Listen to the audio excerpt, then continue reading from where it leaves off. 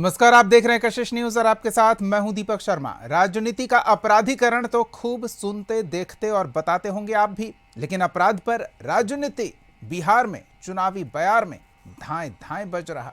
पक्ष विपक्ष एक दूसरे को अपराध का पोषक प्रमाणित करने को लेकर पूरा जोर लगा रहे हैं।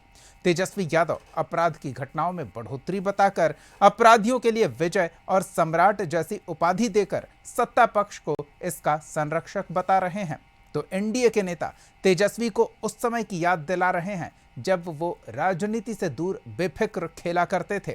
अब राजनीति में आने पर उनके साथ खेला हो रहा है। वो कितनी भी कोशिश कर लें दामन को बेदाग दिखाने की, विरोधी उन्हें पिता की परछाई के स्याह रंग से निकलने नहीं दे रहे हैं। लोकसभा के बाद इसे भी विधानसभा का चुनावी मुद्दा बना रहे हैं, तो तेजस्वी अपने सर पर रखी गई टोपी उनके सर पर पहनाने की कोशिश कर रहे हैं। ऐसे में सवाल तो पूछेंगे कि अपराधी को बताना विजय और सम्राट क्या अपराध को लेकर है तेजस्वी का वार विराट, और क्या इस वार से तेजस्वी उनकर खेमे पर हो रहे वार की काट तलाश पाएंगे? सवाल का जवाब लेंगे। हमारे साथ कुछ मेहमान जुड़े हुए हैं, उनसे आपका परिचय करा दें। हमारे साथ बीजेपी की ओर से पार्टी का पक्ष रखने के लिए पार्टी प्रवक्ता अरविंद कुमार जी हैं, आरजेडी की ओर से आरजू खान जुड़ रहे हैं, और जेडीयू की ओर से पार्टी का पक्ष रखने के लिए राजेश तिवारी जी हैं। आप तीनों का बहुत बहुत स्वागत है। सबसे पहले तो अरविंद जी, जिस तरह से तेजस्वी यादव ने पलटवार किया है आपराधिक गतिविधियों को लेकर, उनके आरजेडी के शासनकाल के समय की बात दोहराकर उन पर आरोप लगाया जा रहा था, पिता की परछाई से उन्हें निकलने नहीं दिया जा रहा था, अब उसी तरह का आरोप बीजेपी नेताओं पर लगा रहे हैं तेजस्वी यादव, क्या कहेंगे? अपराध पर अगर तेजस्वी यादव कुछ बोलते हैं तो बड़ा हास्यास्पद लगता है। भ्रष्टाचार, अपराध, शिक्षा, इन चीज़ों पर बोलने का कोई नैतिक हक होना चाहिए। बोलने की स्वतंत्रता अगर संविधान में दे दी गई है, इसका मतलब ये नहीं कि कुछ भी बोलते रहिए, प्रासंगिक होनी चाहिए। और आप उनके बोलने के बाद छोड़ दीजिए। आप देखिए, विगत कुछ वर्षों से, आप 10 साल 12 साल से एक परसेप्शन बिहार में बन गया है। पहले क्या था कि अगर रात के शाम के 6 बज गए, रात तो छोड़िए, शाम में 5 बज गए तो लोग घरों से निकलना बंद कर देता था। आज आप बिहार के किसी भी कोने से, आपके अंदर ये भय नहीं है कि मैं पटना जाऊं या पटना से सुदूर गांव जाऊं। तो एक वातावरण बना है, इस वातावरण को बनने देखते कि अपराध, कोई भी ऐसी स्टेट नहीं है, दुनिया नहीं है कि अपराध को रोक सकती है, कम कर सकती है, परसेप्शन बना सकती है, अपराधियों को सजा दे सकती है। अब वैसे अपराध जो संगठित रूप से जिसे अपराध किए जाते थे, आप दीपक जी इसको समझते होंगे, इसके पहले नरसंहारों का दौर होता था। एक एक गांव में 40-50 लोगों की सामूहिक हत्याएं होती थी, दंगा होता था। तो इन चीज को देखिए, एक भी आप नहीं कह सकते कि नरसंहारों का दौर खत्म हो गया, अपहरण का दौर खत्म हो गया, किसी भी तरह की दंगाइयों का कोई गुजारा नहीं है। अपराध कुछ छुटफुट हो रहे हैं, और आप देख रहे हैं कि जो भी अपराध हो रहे हैं, अपराधी पकड़े जा रहे हैं, और उनकी कार्रवाई भी हो रही है, सजा भी हो रही है। तो अब वो नहीं है, अगर अपराध करते हैं पकड़े जाते हैं। रही अपराध की बात, तो अपराध में जो छिटपुट घटनाएं कहीं कहीं हो रही है, उस पर भी लगाम लगने के लिए मुकम्मल प्रयास किए गए हैं। आप पुलिसिंग की व्यवस्था देख रहे किए होंगे, आप डीजीपी ने खुद ही जारी किया है कि किस तरह स्टेट पुलिसिंग, उसके बाद मोटरसाइकिल से अपराधों पर किस तरह गुप्तचर की ओर से। और आप देखिए बिहार जैसा स्टेट, जहां नेबरर, आज देखिए हमारे जितने अदर कंट्री हैं, वहां से आने वाले अपराधी या घुसपैठिए, वो लोग अपराध करना चाहते हैं, तो हम इतने सजग हैं कि वहाँ सीमाओं पर भी हमारा जो सरकार है वो मुस्तैद है, पुलिस बस मुस्तैद है, और हमारी ध्यान है। तो ऐसी बात नहीं है कि अपराध न बढ़ी है, न अपराध की घटनाएं बढ़ी है, और नहीं अपराध का कोई परसेप्शन राज्य में ऐसा है कि अब आप कहीं भय से नहीं जा रहे हैं। चलिए, इसलिए हमें लगता है आरजेडी को बोलने का कोई नैतिक अधिकार नहीं है। ठीक है, नैतिकता पर भी आएंगे, अपराध के आंकड़ों पर भी आएंगे, और जो परसेप्शन की आप बात कर रहे हैं उस पर भी आएंगे। लेकिन इसी परसेप्शन पे हम चाहेंगे कि राजेश जी का भी पक्ष जान लें। राजेश जी, समाज में आपराधिक गतिविधियों को लेकर जो भय का माहौल था, नीतीश सरकार उस भय के माहौल को खत्म करने में सफल रही है। ये एक उपलब्धि के तौर पर गिनाया जा सकता है, क्योंकि अगर आंकड़ों पर हम नजर डालें तो बीते सालों में आंकड़ों में कमी नहीं आई है, ये स्पष्ट आंकड़े जो रिकॉर्ड हैं वो बताते हैं। तो आपराधिक गतिविधियों में कमी नहीं आई है, लेकिन मानसिकता में बदलाव की गुंजाइश दिखी है। दीपक जी, एक शेर है कि जो दोस्त उजड़े चमन को छोड़ गए थे आज बात कर रहे हैं फसले बहार की। ये आप जो डाटा के कह रहे हैं कि कमी है, एकदम निश्चय ही कमी आई है। 2005 के पहले, मतलब नवंबर के पहले और 1990 के पहले के बीच में आप तो FIR दर्ज नहीं होता था। आज तो ऐसा हो रहा है कि इतना सोशल मीडिया, इतना आपका print media, electronic media active है कि कहीं भी अगर सुई भी खनकता है तो तुरंत वो न्यूज में आ जाता है। उस समय तो आपको थाना में जो भी RJD के गुंडे थे उन लोगों का FIR तक दर्ज नहीं होता था। दर्जनों आप नरसंहार हुए, आप जिस क्षेत्र से आते हैं, चाहे वो मियाँपुर नरसंहार हो, चाहे शंकर विहार नरसंहार हो, कितना हुआ। सुबह पता चलता था, 2 दिन के बाद पता चलता था। लाशों का जो है दर्जन जब घाट पर जो जलाया जाता था तो लाशों का अंबार लग जाता था। ये घटनाएं घटी। और रह गई बात, अभी छोड़ दीजिए ये सब तेजस्वी यादव की घटना के, आज इन्हीं का न है सबसे लाडले दानापुर के विधायक रितलाल यादव। आज सुशासन का ये स्थिति है कि वो कोर्ट से गुहार लगा रहे हैं कि हमको जो है इच्छा मृत्यु दिया जाए। ये होता है सुशासन का और ये होता है राज। देखिए, जो घटनाएं घट रही हैं वो व्यक्तिगत घट रही हैं। आप जो हत्याएं हो रही हैं, कोई प्रेमी अगर प्रेमिका को हत्या करवा दे रहा है, बेटी अपना बाप का हत्या करवा दे रही है, और ये सब घटनाओं पर हमारा विपक्ष और इस तरह से मुद्दा विहीन है कि ये लाशों का राजनीति करने वाला विपक्ष हो गया। और ये सबसे बड़ा दुर्भाग्य की बात है। आज कोई सत्ता संरक्षित नहीं हो रहा है, आज कोई ऐसा नहीं हो रहा है कि किसी के मार्फत से हो जा रहा है, और जो भी अपराधी वो पकड़े जा रहे हैं। और इसमें किसका हाथ हो रहा है? आज सबसे बड़ा माननीय मुख्यमंत्री जी का धन्यवाद है कि कहा जाता है कि बिहार में जो घटनाएं घटी हैं, आपराधिक घटनाएं घटती हैं, उसमें 60% घटनाएं जो है जमीन विवाद होता है। और पहली बार 100 वर्षों में जो है एक ऐसा मुख्यमंत्री मिला आजादी के बाद का कि जो आज सर्वे करवा रहा है, आज चकबंदी करवा रहा है। यही विपक्ष, यही तेजस्वी यादव, प्रशांत किशोर कहते थे कि ये आखिरी कील होगा, मतलब अपराध की जड़ को खत्म करने की कोशिश हो रही है। चलिए राजेश जी, आपने इतने उदाहरण गिनाए हैं, तो एक उदाहरण मैं भी गिना दूं। आज मैंने वो खबर पढ़ा है, मेरे ही इलाके की बातें, आपने 3-4 नाम गिनाए हैं तो वो भी बता देता हूं। आज जहानाबाद में एक युवक की मौत हो गई। परिवार रो रहा है, बिलख रहा है, क्योंकि रात में उसे पुलिस पकड़ कर ले जाती है और सुबह परिवार वालों को बुलाती है कि आप अस्पताल में जाइए, जिसे हम पकड़ कर लाए हैं उसकी लाश वहां पड़ी हुई है। और जब परिवार वहां पहुंचता है तो कोई पूछने वाला नहीं होता है, कोई बताने वाला नहीं होता है कि जिस व्यक्ति को जेल में रात में पुलिस लेकर गई थी वो सुबह अस्पताल में लाश में तब्दील होकर क्यों पड़ा रहता है। ये स्थिति है। आरजू जी हमारे साथ जुड़े हुए हैं। आरजू जी, 2 बातें। एक तो भय का जो माहौल आपराधिक गतिविधियों की वजह से था वो खत्म हुआ है। दूसरा, आंकड़े भी इस बात की गवाही दे रहे हैं, और आंकड़ों में अगर आपको बढ़ोतरी नजर आ रही है तो वो इस वजह से क्योंकि पहले जो सत्ता संरक्षित आपराधिक गतिविधियां होती थी वही अपराधी थाने में रिपोर्ट दर्ज नहीं होने देते थे। ये आरोप है, क्या कहेंगे? ये आरोप को आरोप ही रहने, क्योंकि इसमें सच्चाई नहीं है, प्रामाणिकता नहीं है। अगर कोई प्रमाण है तो आप रख सकते हैं। और दूसरी चीज कि आपने कहा कि अपराध जो है वो घटे हैं, तो मैं कहता हूँ NCRB का डेटा उठा के पढ़िए, जो भारत सरकार का डेटा होगा, और उस NCRB के डेटे से आप आकलन करिएगा कि बिहार में 2005 से 2023 तक का जो NCRB का डेटा है उसमें 7,000 बिहारियों की हत्याएं हो चुकी हैं, 25,000 महिला और बच्चियों के साथ दुष्कर्म और बलात्कार हुए। और ये है, और जहां तक रही बिहार में शराबबंदी है और अपराध की मैं बात कर रहा हूँ, शराबबंदी को कोट करके मैं बात कर रहा हूँ कि जो शराब माफिया है ना, अपराध इस तरीके से है कि बस्तियां की बस्तियां उजाड़ देते हैं, सैकड़ों लोगों की आंखें की रोशनियां चली जाती हैं। ये है संपोषित और संरक्षित जो है अपराध, जिसको सरकार के मंत्री खुद संरक्षण देते हैं और उन अपराधियों का कुछ नहीं होता है। बस्तियां भी उजड़ती हैं, आंखों की रोशनियां भी जाती है, और जहरीले शराब पीने से सैकड़ों से ज्यादा क्या मैं हजारों की तादाद में कह सकता हूँ अभी तक जब से हुआ है शराबबंदी लोग मर चुके हैं। ये मध्य निषेध का ये है। तो ये बताइए संरक्षित अपराध है या नहीं? सत्ता संरक्षित।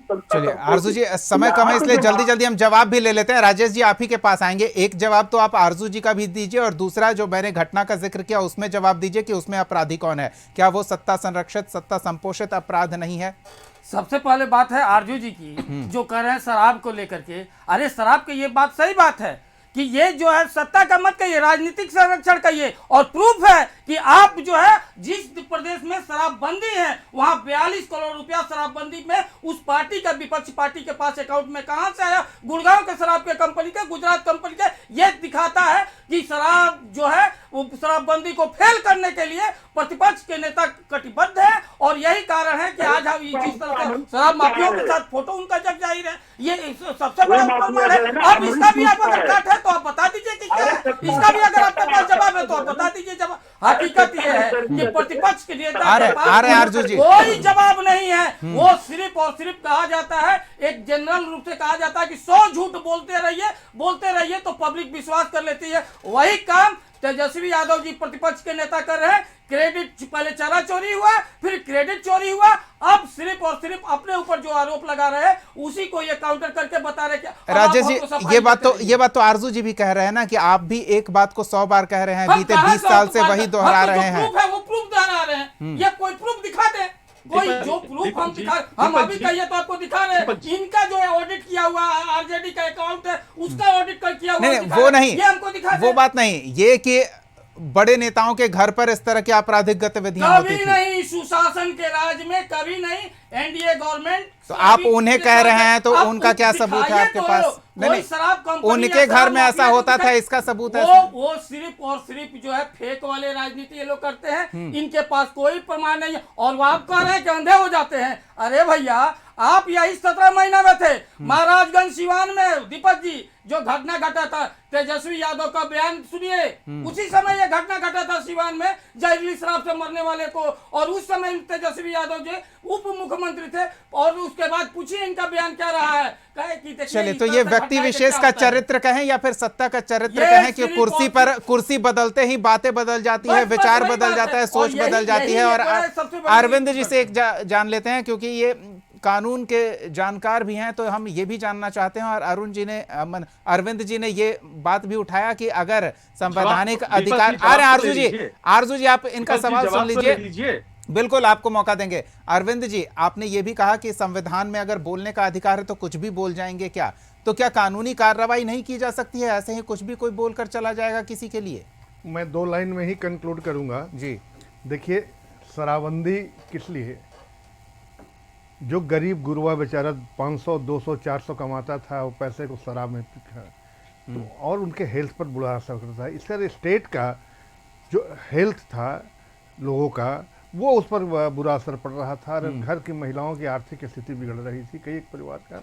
इसलिए यह निर्णय लिया गया था कि बिहार में शराबबंदी हो, ये कोई बुरा चीज नहीं है। संयोग है अरविंद जी, मैं खुद को रोक नहीं पा रहा हूं बीच में टोकने से। मैंने जिस व्यक्ति की मौत का जिक्र किया वो बहुत ही गरीब परिवार का था, मछली मारकर अपनी आजीविका चलाता था, मजदूरी करता था, और थक जाता था तो बोतल लगा के और फिर घर में सो जाता था। लेकिन उस दिन, मतलब कल की रात उसकी अच्छी नहीं थी, पुलिस ने उसे पकड़ लिया, पीने के इल्जाम में पकड़ा, उस गरीब को जो मजदूरी करता था। तो शराब तो उसके पास आज भी उपलब्ध है, बंदी से पहले भी उपलब्ध थी, आज भी उपलब्ध है। अब बोलिए। देखिए, ये विशुरा रिपोर्ट आने दीजिए। अगर शराब के चलते मौत हुई है, नहीं, मौत शराब की वजह से नहीं हुई है। अगर नहीं हुई है तो उसे पकड़ा गया और पुलिस के कैद में उसकी क्या हुई, उसके साथ उसकी मौत हुई है। पुलिस पदाधिकारी दंडित किए जाने चाहिए।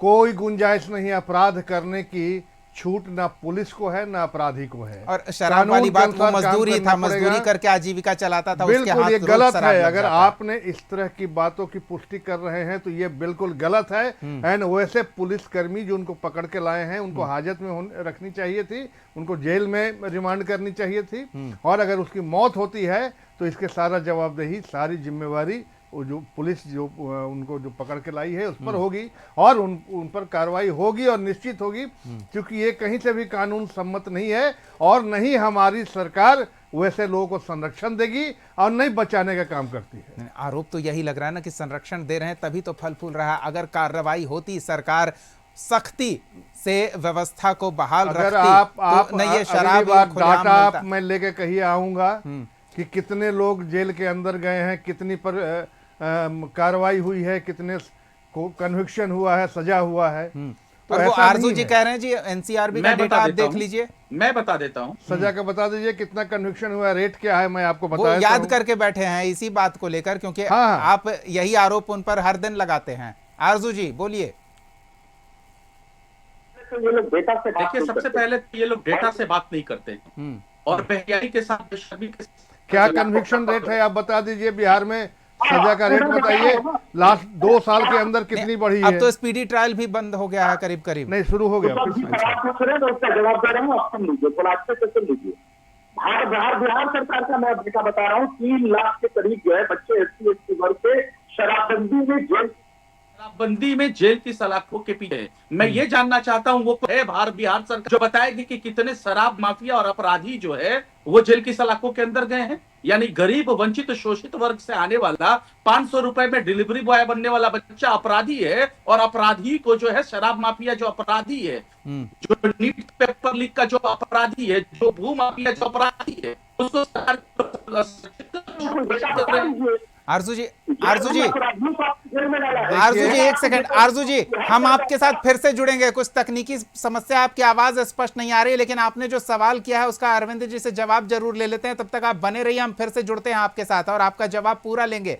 अरविंद जी कहिए। देखिए, कानून का, मैं इनकी बातों को सुन रहा था, कानून का राज का मतलब क्या होता है? कोई भी कानून का उल्लंघन करेगा वो पकड़ा जाएगा, या उन्हें कानून की उल्लंघन नहीं करनी चाहिए, तभी कानून का राज आएगा। तो जो लोग बेच रहे हैं, अब उनकी आप पैरवी कर रहे हैं, ऐसा बात नहीं है। जो बेचने वाले भी पकड़े जा रहे हैं, बेचने और खरीदने बड़े वालों बड़े की जो बात तो दूर सप्लायर की हैं, बात है, उन्हें संरक्षण दिया जा रहा है VIP आवासों से। नहीं, अब बड़े बड़े आप देख रहे होंगे कि अभी हमारे यहाँ जो रिकवरी हो रही है 400 लीटर 200 लीटर, अगर वो खुफिया तंत्र है जो वो अगर बिहार की सीमा में प्रवेश करते हैं और ट्रक के ट्रक पकड़े जाते हैं, उनको जेल के अंदर रहना पड़ता है, सजा भी हो रही है। तो ऐसी कोई बात नहीं है कि केवल बच्चों और गरीब को बेचने वाले को पकड़ा जा रहा है। अब तो सरकार ने उस पर छूट भी दे दी है। अगर आप पहली बार पीते हुए पकड़े जाते हैं तो आप पैसा देकर जुर्माना देकर छूट जाइए, लेकिन अगर रिपीट करते हैं, रिपीटेशन होता है, तो निश्चित तौर से आप जेल के अंदर रहेंगे। मजदूर एक दिन में इतना ही कमाता है कि एक पाउच ले सकता है जो उसे आसानी से उपलब्ध है। ये बिहार में शराबबंदी की हकीकत है। वो बेचारा कहाँ से जुर्माना दे, जेल में वो जाता है और जेल में रात बिताता है, और सुबह उसकी लाश निकल कर सामने आती है, उसके परिवार के हाथ उसकी लाश लगती है। ये स्थिति है। हम राजेश जी, जिस तरह की बातें हो रही है, बड़ी बड़ी कोठियों से, जो सरकारी कोठियां हैं, उनसे इस तरह की गतिविधियां होती तेजस्वी को नजर आ रही है, आप क्या कहेंगे? देखिए, तेजस्वी यादव को नजर आ रही है, वो ठीक है। तेजस्वी यादव को कम से कम पकड़वाए तो वैसा नजर आ रही है, सिर्फ आरोप लगा आपने भी तो किसी को पकड़वाया नहीं ना। आप भी कह देते हैं कि CM आवास में फलाना क्रिमिनल बैठा करता था, CM आवास में डीलिंग हुआ करता था। वो प्रूफ है, जो भी हम प्रूफ है, तो हम अभी जो हम लगाए बाय नेम केस कर दीजिए ना। 42 करोड़ का जो लगा है, वो खुद आप देख लीजिए। इनका RJD का एफिडेविट जो किया गया है उसमें आप देख लीजिए। हम थोड़े कह रहे हैं, आरोप लगा रहे हैं। जो सीमान में जो हुआ था, लोग मरे थे, उसका तेजस्वी यादव का बयान देख लीजिए। शराब जो पकड़े गए थे शराब माफिया, वो तेजस्वी यादव के साथ आप देख लीजिए। तो हम कोई भी जो है, हम बिना आधार के हम आरोप नहीं लगा रहे, हम सच को उजागर कर रहे हैं। और रह गई बात है, देखिए, ये तेजस्वी यादव को पहले ये बताना चाहिए कि उनका आंकड़ा है। हम तो ये कह रहे हैं और पूरा बिहार ये मान रहा है कि तेजस्वी यादव और विपक्ष के जितने लोग हैं वो खुद बेचवाने में इन्वॉल्व है। और आप बोल रहे हैं इनके यहाँ से बालू माफिया पकड़ा जा रहा है। सुभाष यादव, देखिए, दिलचस्प बात है ना, आप उन्हें कह रहे हैं, वो आपको कह रहे हैं, तो फिर जिम्मेदार कौन ठहरेगा? सरकार को जिम्मेदार माना जाएगा ना। ये वही तो बात है। ये जाकर आप जिम्मेदारी उनके मत्थे मर दे रहे हैं। लालू यादव फोटो खिंचवा रहे हैं, ये उनके साथ। हम क्यों थोड़े कह रहे हैं, हमारे यहाँ बिहार में क्राइम, करप्शन और कम्युनिज्म से कोई समझौता नहीं था, न है और आगे न रहेगा। यही हमारे माननीय मुख्यमंत्री जी का रिस्पॉन्स। तो फिर जिम्मेदार किसे मानेंगे? अरविंद जी, एक प्रतिक्रिया आपके, जिम्मेदार किसे मानेंगे जो आपराधिक गतिविधियां हो रही है, जिसके लिए दोषारोपण हो रहा है? देखिए, पुलिस को छूट है, सरकार का इंटरफेरेंस नहीं है, और पुलिस अपनी काम कर रही है। अगर कहीं भी क्राइम होता है उसके दोषी पुलिस है, क्योंकि सरकार उनको संरक्षण नहीं दे रही है। और वैसे अभी देख रहे हैं, कल ही की बात है, पुलिस ऑफिसर, सब इंस्पेक्टर और इंस्पेक्टर भी पकड़े गए हैं, जेल गए हैं जी। तो ऐसा नहीं कि सरकार संरक्षण नहीं दे रही है, कानून का उल्लंघन होगा, पकड़े जाएंगे। अगर कानून के उल्लंघन करने वाले पुलिस भी होंगे या कोई आला अधिकारी भी होंगे तो वो भी नहीं बख्शे जाएंगे। आप देख रहे हैं कि अभी एनआई E की टीम खादी हो या खाकी हो, कोई नहीं बख्शे हाँ जाएंगे, नहीं ये बख्शे कह जाएंगे, बिल्कुल। राजेश जी अंतिम प्रतिक्रिया, समय नहीं है। एकदम दीपक जी, देखिए विपक्ष का है, अगर इस तरह से कहेंगे लोग ना, ईडी और सीबीआई जो है तोता है, सरकार का तोता है, और जैसे भ्रष्टाचारी कोई अधिकारी पकड़ा जा रहा है तो देखिए देखिए इनमें भ्रष्टाचारी, अरे जब हमारा वो तोता है तो हम पकड़ क्यों रहे हैं? इसलिए क्योंकि ये सरकार किसी के साथ जो भ्रष्टाचारी है उसको जहां जगह है वहां पर भेजेगी, जो सही है वो सही को इनाम दिया जाता है। इसलिए विपक्ष के पास कोई मुद्दा नहीं है, ये हताश है। तेजस्वी यादव को जिस तरह से SIR के मुद्दा पर अपने आप को नाकाम घोषित हुए, जनता उनको नकार दी है। राहुल गांधी जिस तरह से उनको ये टाटा हम बाय बाय कर चर्चा रहे हैं, कितनी भी तो कर लें, इसलिए वो फैसला बेचैनी तो में है। जनता के हाथ है और जनता फैसला सुनाएगी। जिस तरह से आप कह रहे हैं कि उन्हें नकार दिया जाएगा या उन्हें स्वीकार किया जाएगा, जनता भी ये बताएगी या तो वो पीड़ित है, भुक्तभोगी है, या फिर उसे सब कुछ दिख रहा है, कौन किसे संरक्षण दे रहा है और कौन किसकी सुरक्षा कर रहा है, और ये फैसला चुनाव में जनता करेगी। फिलहाल बहुत बहुत धन्यवाद अरविंद कुमार जी, आरजू खान जी और राजेश तिवारी जी अपना समय देने के लिए, इस चर्चा में शामिल होने के लिए। अगले एपिसोड में एक और सवाल के साथ हम फिर मौजूद रहेंगे। तब तक के लिए देखते रहिए कशिश न्यूज़।